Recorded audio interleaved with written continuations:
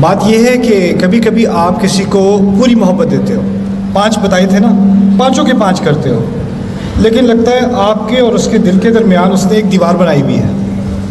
آپ کی محبت کا کوئی اثر نہیں ہوتا، آپ کے الفاظ کا کوئی اثر نہیں ہوتا، آپ کے تحفوں کا کوئی اثر نہیں ہوتا، آپ کی خدمت کا کوئی اثر نہیں ہوتا.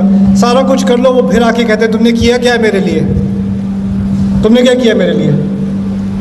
بلکہ وہ جو محبت آپ دیتے ہو وہ واپس آپ کے منہ پہ ماری جاتی ہے بار بار بار بار بار بار. اور یہ مسئلہ تھا یعقوب علیہ السلام کا باقی اپنے بیٹوں کے ساتھ.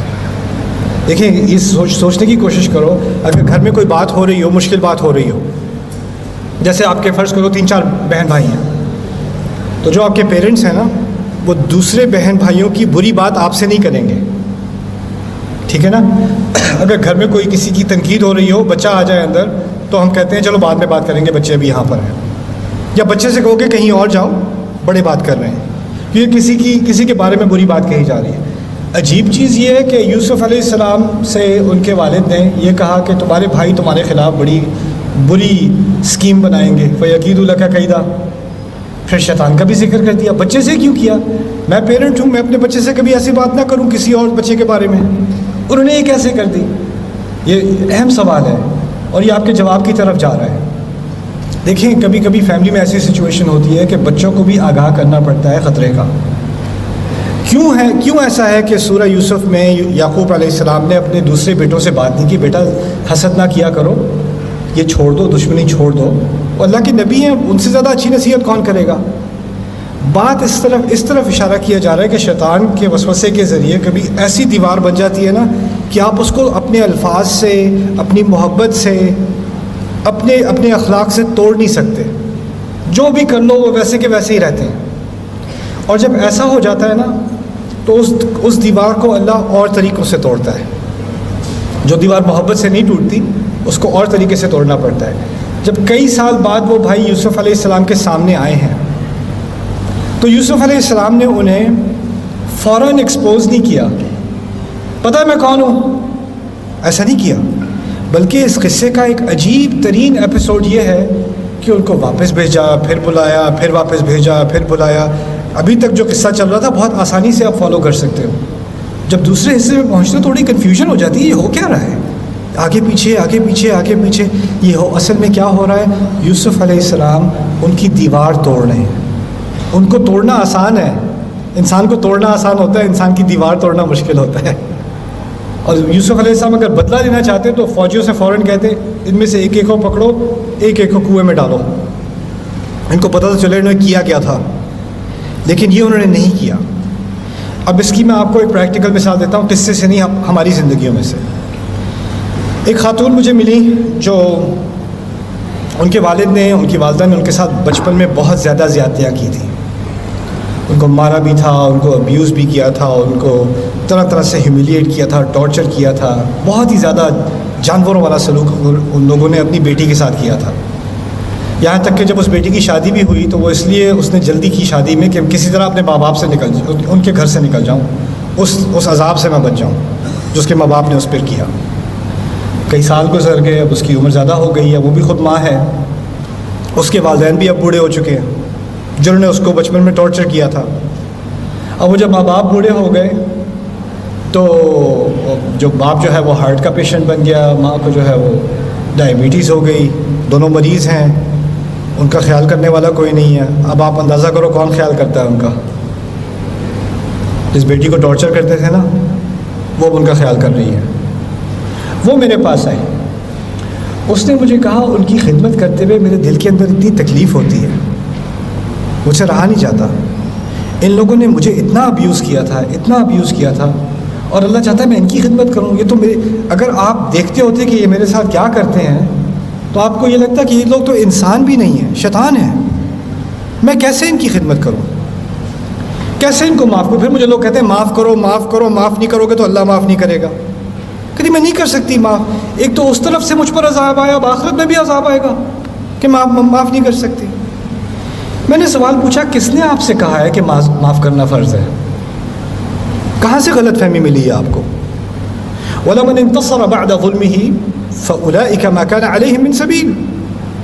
اگر کوئی اپنی مدد کرنے لگے اگر انصاف کی طلب کرے، اس کو باقاعدہ ڈیمانڈ کرے، اس کے خلاف آپ کوئی کیس نہیں کر سکتے. اللہ تعالیٰ نے اس کی کھلی چھٹی دے دی.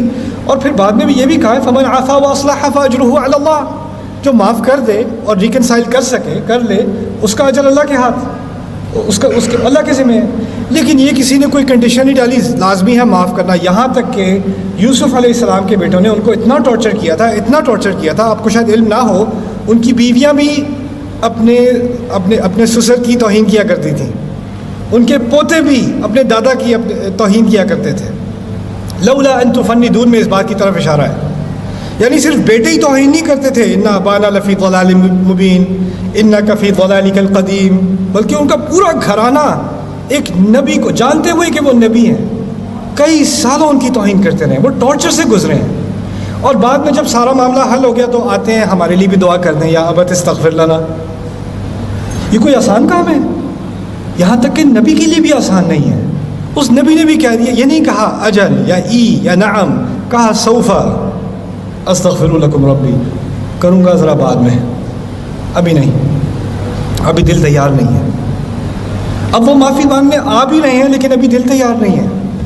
اس چیز کو بھی اللہ تعالیٰ نے اکنالج کیا ہے، اللہ تعالیٰ نے انسان کی تکلیف کو اکنالج کیا ہے. تو اگر آپ کے دل میں ایک سختی آ گئی ہے نا، تو ایک طرح سے تو آپ انسان ہو، آنی تو تھی، جس کے ساتھ سختی کی گئی ہو اس کے دل میں سختی تو آئے گی. اللہ تعالیٰ نے ہمیں انسان ہی بنایا آخر کار. لیکن اگر آپ کو اس کا حل چاہیے نا، تو یا تو آپ انتظار کریں اس وقت تک جب آپ اس پوزیشن میں ہو کہ آپ اس بات کو، یعنی بدلہ لینے کی بات نہیں ہے، دیوار توڑنے کی بات ہے، اس کو آپ ایڈریس کر سکیں. جیسے اس عورت نے کہا کہ میں اپنے ماں باپ کو معاف کرنا چاہتی ہوں، میں کر نہیں سکتی. میں نے کہا اگر کرنے کا کوئی امکان بھی ہے نا، تو اس کا پہلا سٹیپ یہ ہوگا کہ آپ کو ان کی غلطی سے ان کو آگاہ کرانا پڑے گا، آپ کو کنفرنٹ کرنا پڑے گا. دیکھیں آپ نے یہ کیا تھا، آپ کو یاد ہے؟ آپ نے جو کیا تھا آپ کو یاد ہے؟ دیکھیں یوسف علیہ السلام کچھ غلطی کا ذکر کیے بغیر بھی معاف کر سکتے تھے، ٹھیک ہے نا؟ لیکن جب انہوں نے کہا ہے نا هل علمتم ما فعلتم بيوسف واخيه، کیا جانتے ہو کیا کیا تھا تم نے یوسف اور اس کے بھائی کے ساتھ؟ اذ انتم جاہلون، جب تم اپنے ہی جذبات میں گم تھے. جب تم جہالت کا تعلق جذبات سے بھی ہے، جب تم اپنے جذبات میں گم ہو کے تم نے جو نفرت دی ہے مجھے، میرے بھائی کو، جانتے ہو تم نے کیا کیا تھا؟ یعنی کنفرنٹ کرنا پڑتا ہے. اگر کنفرنٹ نہیں کرو گے تو وہ دیوار نہیں ٹوٹے گی. اور ہو سکتا ہے اس دیوار ٹوٹنے کے بعد پھر امکان ہوتا ہے، ہو سکتا ہے کہ میں معاف کر سکوں، لیکن جب تک وہ نہیں ہوگا نا تو معافی جو ہے وہ بھی آرٹیفیشل ہوتی ہے. اس طرح ہم لوگ، بچوں کی لڑائی ہوتی ہے تو کہتے ہیں چلو گلے لگو، ہاتھ ملاؤ، مسئلہ حل ہو جاتا ہے ایسے. وہ گلے لگاتے ہوئے بھی میں تجھے چھوڑوں گا نہیں، ہاتھ بھی ذرا زور سے دبائے گا وہ، لیکن دل میں تو بات رہ گئی نا. ہم اوپر سے مسئلہ حل کرتے ہیں، اندر کا مسئلہ حل نہیں کرتے. اندر کا مسئلہ تبھی حل ہوگا جب آپ کسی کو کنفرنٹ کرو گے. اور اگر آپ ابھی اس پوزیشن میں نہیں ہو کہ آپ کنفرنٹ کر سکو تو ابھی صبر کا مرحلہ ہے. کبھی کبھار یعقوب علیہ السلام کئی سال اس پوزیشن میں نہیں تھے کہ وہ اپنے بیٹوں کا سامنا کر سکیں اس طرح سے. اس وقت کہا تھا انما اشکو بثی و حزنی الی اللہ. تو جب وہ ایک وقت آ جاتا ہے پھر اس کے بعد اللہ تعالیٰ وہ دروازہ کھول دیتا ہے. میری دعا ہے کہ اللہ تعالیٰ آپ کے دلوں کو نرم کرے، اور جو جس تکلیف سے آپ گزرے ہو، شاید وہ پیرنٹس کی طرف سے آئی ہے، بچوں کی طرف سے آئی ہے، شاید وہ شوہر کی طرف سے آئی ہے، بیوی کی طرف سے آئی ہے، کسی کزن کی طرف سے آئی ہے، کسی کی طرف سے بھی ہے. ہوتے یہ ڈرامے گھر میں ہی ہیں، کسی غیر سے نہیں آتی تکلیف. جو دل کے قریب ہوتا ہے نا وہی تکلیف دے سکتا ہے. اسی لیے انبیاء کی زندگی میں جو سب سے بڑی مشکلیں تھیں وہ گھر والوں کی تھیں، باہر کی کسی دشمن کا مسئلہ نہیں تھا. یہاں تک کہ موسیٰ فرعون کے گھر میں ہی پلے بڑے ہیں، وہ بھی ایک طرح سے گھر والی بات تھی. تو یہ چیزیں جو آپ کی فیملی میں ہوتی ہیں، میری دعا ہے کہ اللہ تعالیٰ آپ کے دل کو وہ صلاحیت دے کہ آپ اس کا سامنا کر سکو انشاءاللہ.